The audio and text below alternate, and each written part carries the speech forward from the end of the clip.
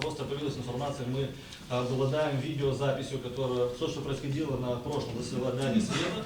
И я хотел высказаться, что господин Влах тогда выступил об инициативе вынесения игрового бизнеса за город, за 10 километров. Он ввел Совет в заблуждение, потому что то, что он сказал, что является законом, это не закон, а законопроект. Каких законопроектов в Республике Молдова в парламенте тысячи. Мало того, я вам могу сказать, что этот законопроект уже получил отрицательные заключения многих профильных министерств и комиссий, потому что очень серьезно несется удар по бюджету.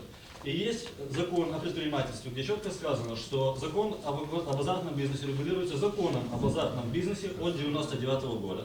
То есть и этот закон сейчас остается неизменным. Поэтому голосовать на основании каких-либо законопроектов, то есть Совет был введен в заблуждение. Есть закон, никаких законопроектов, они не являются законными.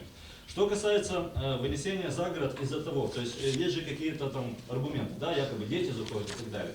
То есть, в принципе, весь легальный бизнес против того, чтобы какие-либо дети заходили в наши залы. Почему? Потому что законом сказано, что все люди, несовершеннолетние лица до 18 лет, не имеют права играть в азартные игры на территории игровых залов.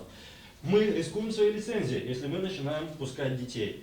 То есть закон очень четко регулирует эти вещи. Если есть действительно эти дети, а не просто голословные заявления, то детям нужно жаловаться не советникам при мэрии, а идти сразу в полицию.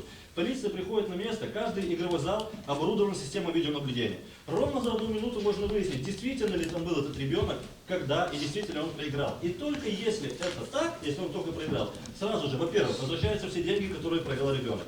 Сразу же есть куча административных нарушений, куча актов, сразу идут штрафы на этот зал, вплоть до закрытия работы. И если только этот зал повторно пустит еще раз детей, сразу можно написать заявление в лицензионную палату центра города Кишинева, они отнимут лицензию этого зала. И этот зал неминуемо закроется. Поэтому ни один легальный бизнесмен в этой области, рискуя своей лицензией, в жизни не пустит детей. Если вы внимательно следили за всем тем, что я там говорил, я, во-первых, не ввел в заблуждение муниципальный совет по одной простой причине.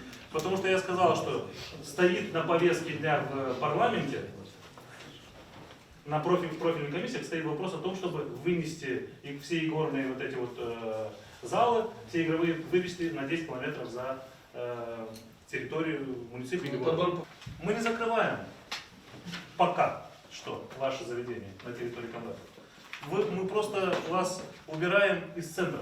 Если вы хотите, ваши объекты хотят работать, пожалуйста, это на территории Камрата, вот там, где написано вывеска Камрат, в сторону Кирсова, потом в сторону Кантемира, в сторону Четвермунги, в сторону Кишинева, вы, наверное, проезжаете. Пожалуйста, стройте свои объекты, если мы вам дадим разрешение, если оно пройдет все профильные, так скажем, управления дадут АВИС. Правильно? Правильно? Вот тогда вы можете, вот если мы скажем, что вы за Камрат, вот тогда вы можете мне подавать суд.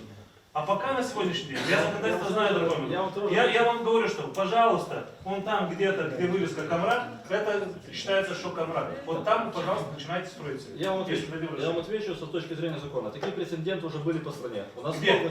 Покажи, хоть один прецедент. Где? Я вам покажу судья. Покажи решение высшей судебной палаты.